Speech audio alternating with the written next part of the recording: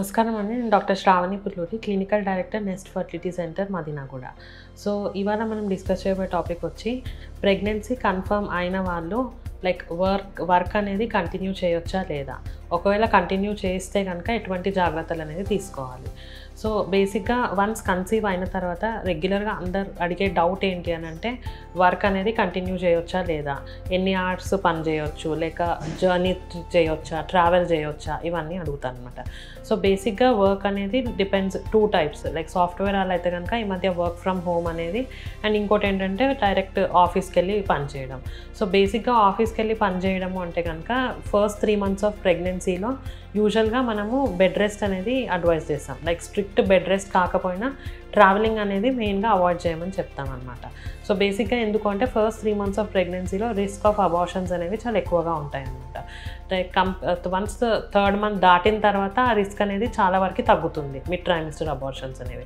So బేసిక్గా early ప్రెగ్నెన్సీలోనే like baby పెరగకపోవడం అయినా, లేదా బేబీ హార్ట్ బీట్ సడన్గా ఆగిపోవడము, ఇట్లాంటి ఇష్యూస్ అన్నీ మెయిన్గా ఎర్లీ ప్రెగ్నెన్సీలో ఎక్కువగా ఉంటాయి. కాబట్టి ఫస్ట్ 3 months యూజువల్గా లైక్ వర్క్ ఫ్రమ్ హోమ్ వాళ్ళు కంటిన్యూ చేసుకోవచ్చు అని చెప్తాము. అదే ఆఫీస్కి వెళ్ళే వాళ్ళు అయితే కుదిరితే కనుక లీవ్ అప్లై చేసుకొని వర్క్ ఫ్రమ్ హోమ్ తీసుకోవడమో, లేదా లాంగ్ లీవ్ అప్లై చేసుకోవడమో ఏదో ఒకటి చేయమని చెప్తాము.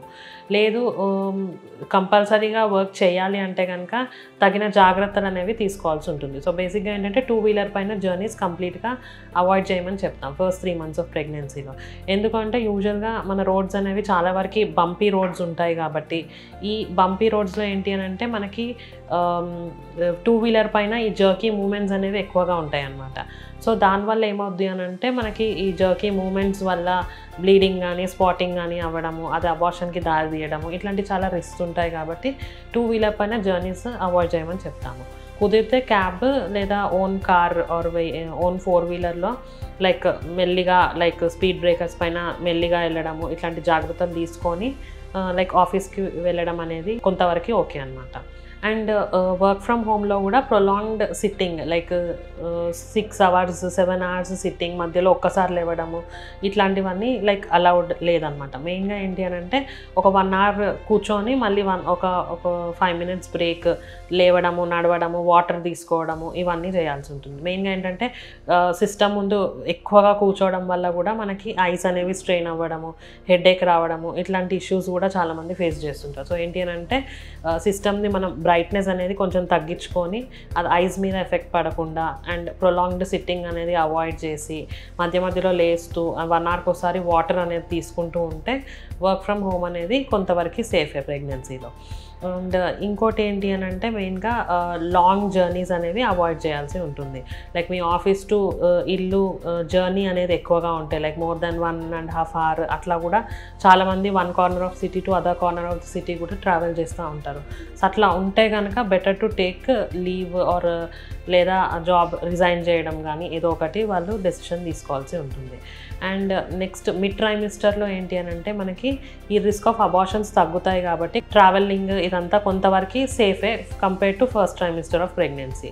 బట్ ఏంటి అని అంటే దీంట్లో బేబీ వెయిట్ అనేది పెరుగుతూ ఉంటుంది, మనకి ప్రెగ్నెంట్ బెల్లీ అనేది కనిపిస్తూ ఉంటుంది. కాబట్టి మెయిన్గా మనకి బ్యాక్ బోన్ పైన ప్రెషర్ అనేది పడుతుంది, వెయిట్ అనేది పడుతుంది. కాబట్టి బ్యాక్ ఏక్ ఇష్యూస్ అనేవి ఎక్కువగా ఉంటాయి మిడ్ ట్రైమిస్టర్ నుండి. సో ఈ బ్యాక్ పెయిన్ ఇష్యూస్ ఎక్కువగా ఉంటాయి. కాబట్టి ప్రొలాంగ్డ్ సిట్టింగ్ కానీ ప్రొలాంగ్ ట్రావెలింగ్ కానీ కొంచెం ఇబ్బందికరంగా వాళ్ళకే అనిపించవచ్చు.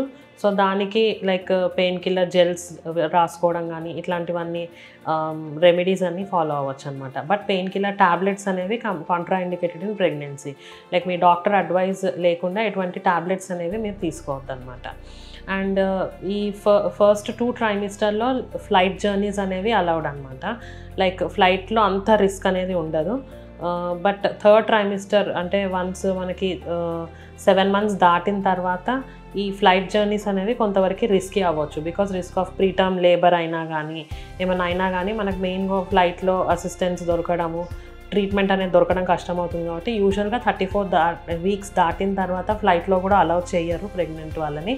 బట్ ఏంటి అని అంటే కొంతవరకు ఈ ఫ్లైట్ జర్నీస్ అనేవి సేఫ్ అనమాట compare to bus and train journeys. Work కూడా మనము థర్డ్ ట్రైమిస్టర్లో లైక్ అన్లెస్ ఏదైనా కాంప్లికేషన్స్ ప్రీవియస్ ప్రెగ్నెన్సీలో కాంప్లికేషన్స్ ప్లాసెంటా ప్రీవియా కానీ లైక్ ఐయుడి సడన్ ఇంట్రైట్రైన్ డెత్స్ ఇట్లాంటి కాంప్లికేషన్స్ ఏమీ లేని వాళ్ళైతే థర్డ్ ట్రైమిస్టర్ లాస్ట్ వరకు కూడా వర్క్ అనేది కంటిన్యూ చేసుకోవచ్చు.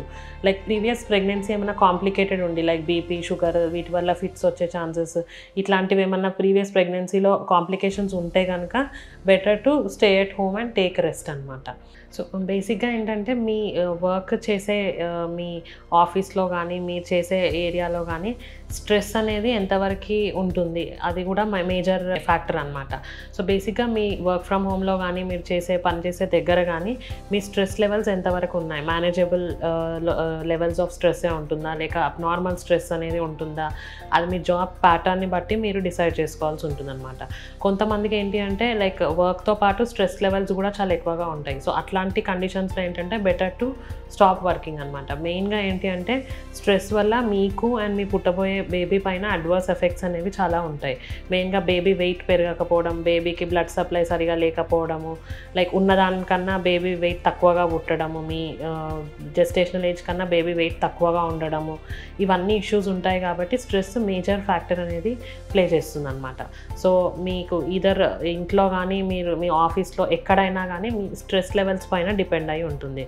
సో అది కూడా వన్ ఆఫ్ ద ఫ్యాక్టర్ అనమాట మనం గుర్తుపెట్టుకోవాల్సింది. Once if your job is stress free so మీరు వర్క్ చేసుకోవచ్చు, ప్రాబ్లం ఏం లేదు. అండ్ మీరు మీరు నడిచేది ఎంత ఉంటుంది అది కూడా ఒకసారి క్యాలిక్యులేట్ చేసుకోవాల్సి ఉంటుంది అనమాట. లైక్ కొందరిది జాబ్ ఎలా ఉంటుందంటే సిట్టింగ్ జాబ్ ఉంటుంది, ఇంకొందరిది ఏంటి అంటే ఎక్కువగా నడవడము, మెట్లు ఎక్కడము దిగడము ఇట్లాంటి జాబ్స్ ఉంటాయి అన్నమాట. సో అవి చాలా వరకు అవాయిడ్ చేయడం బెటర్ అనమాట. అదే కూర్చొని చేసే జాబ్ అయితే కనుక మనకి ప్రెగ్నెన్సీలో కొంతవరకు సేఫ్ అనమాట. అదే ఎక్కువగా నడవడము, మెట్లు ఎక్కడము దిగడము ఇవన్నీ ప్రెగ్నెన్సీలో నాట్ అడ్వైజ్ కాబట్టి అవి అడ్వర్స్ ఎఫెక్ట్స్ ఏమైనా చూపించవచ్చు. సో అది కూడా one of the factor to be considered అనమాట. మీ నడవడము, మీ ఫిజికల్ యాక్టివిటీ అనేది ఎలా ఉంటుంది మీ వర్క్లో, అది కూడా one of the major factor అనమాట to decide whether to work or not. So ఇవి మనం మెయిన్గా ఇంపార్టెంట్గా గుర్తుపెట్టుకోవాల్సిన విషయాలు. ఇలా దీని గురించి ఇంకేమైనా వివరాలు తెలుసుకోవాలన్నా కానీ feel free to visit Nest Fertility and Centre Madinaguda. అలాగే తప్పక మా ఛానల్ని సబ్స్క్రైబ్ చేయండి, కింద ఉన్న బెల్ ఐకాన్ని ప్రెస్ చేయండి. Thank you.